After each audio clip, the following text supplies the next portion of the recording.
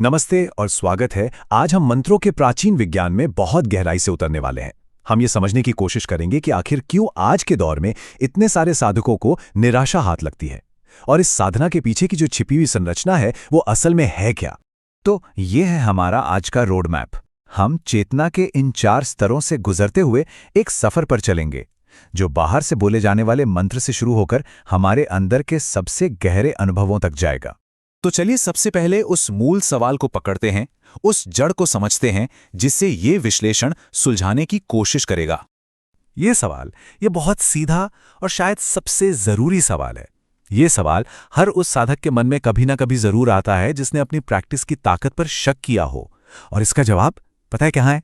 जवाब मंत्र में नहीं, बल्कि हमारे अभ्यास करने के तरीके में छिपा है। और यही इस पूरी बातचीत का केंद्र है। मंत्र की सफलता शब्दों में नहीं है, बल्कि इस बात में है कि साधक की मानसिक और ऊर्जा की जागरूकता किस लेवल पर है। चलिए अब इसमें और गहराई से उतरते हैं। पुराने ग्रंथ हमें ये 4 लेवल का फ्रेमवर्क देते हैं। ये सिर्फ नाम नहीं है, बल्कि अंदर की तरफ जाने वाली एक यात्रा के अलग अलग पड़ाव हैं। तो हमारी यात्रा शुरू होती है सबसे पहले और सबसे आम लेवल से, जिसे कहते हैं वैखरी। वैखरी का सीधा सा मतलब है मुंह से बोला गया मंत्र। शिव सूत्रों के हिसाब से भले ही ये सबसे बेसिक लेवल है, पर इसका एक बहुत ही जरूरी मकसद है।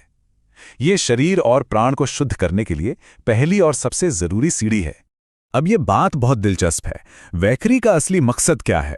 शरीर को आगे की साधना के लिए तैयार करना। लेकिन आज के समय की सबसे बड़ी गड़बड़ कहाँ हो रही है? होता यह है कि कानों में ईयरफोन लगाकर मंत्र तो चल रहे होते हैं, लेकिन हमारा ध्यान वो तो सोशल मीडिया रील्स में अटका होता है। ये तो वैखरी का सरासर दुरुपयोग है और यही चीज उसे पूरी तरह बेअसर कर देती है। तो निचोड़ ये है कि पहला लेवल सिर्फ एक तैयारी है। ये मंजिल नहीं है, बल्कि एक शुरुआती कदम है जो हमें गहरे स्तरों के लिए तैयार करता है। चलिए अब आगे बढ़ते हैं और देखते हैं कि ये कैसे आगे बढ़ता है। अब हम दूसरे और ज्यादा सूक्ष्म यानी कि सटल लेवल में जा रहे हैं, और यहीं से एक बहुत बड़ा बदलाव आता है। यहां हम बाहरी फिजिकल प्रैक्टिस से हटकर एक गहरे अंदरूनी अनुभव की तरफ बढ़ने लगते हैं। देखिए, मध्यमा का मतलब सिर्फ मन ही मन मंत्र बोलना नहीं है।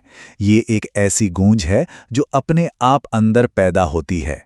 साधक इसे करता नहीं है, ये खुद ब खुद होने लगती है जब साधना गहरी होती है।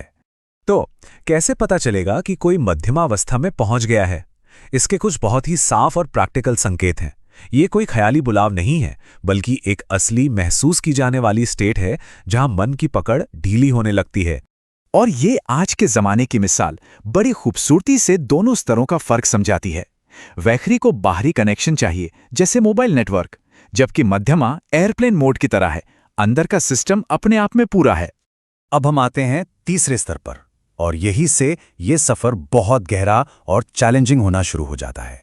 ये अनुभव में एक जबरदस्त बदलाव है। यहां मंत्र अब सुनने की चीज नहीं रहता, बल्कि देखने या महसूस करने का अनुभव बन जाता है। मतलब आवाज तस्वीर में बदल जाती है। पश्चंती के बारे में सबसे जरूरी बात यही है। ये कोई जबरदस्ती की गई विजुअलाइजेशन एक्सरसाइज नहीं है, बल्कि एक स्पॉन्टेनियस, एक सहज घटना है। और ज्यादातर साधक यहीं पर गलती करते हैं, वो इसे करने की कोशिश करते हैं। ये जो आंकड़ा है ना, 99%, सच में चौंकाने वाला है, पर यही इस लेवल की कड़वी सच्चाई है। पश्चंती एक तरह का फिल्टर है। यहां पहुंचकर मंत्र सीधा साधक के ईगो, उसके अहंकार पर चोट करता है, और इससे इतना गहरा डर पैदा होता है कि 99% लोग या तो प्रैक्टिस ही छोड़ देते हैं, या किसी वहम में फंस जाते हैं, या फिर बस पीछे हट जाते हैं। और अब हम पहुंचते हैं आखिरी और सबसे ऊंचे स्तर पर, जिसे शब्दों में बयान करना लगभग नामुमकिन है।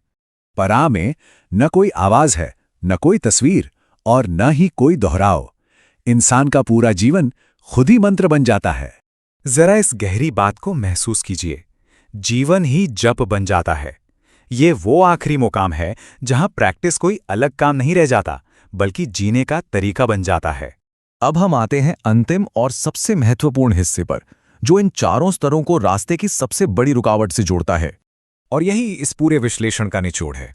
वो अहंकार ही है जो वैखरी में अटक जाता है, जो मध्यमा का विरोध करता है, जो पश्चंती से डरता है और जो परा में टिक ही नहीं सकता।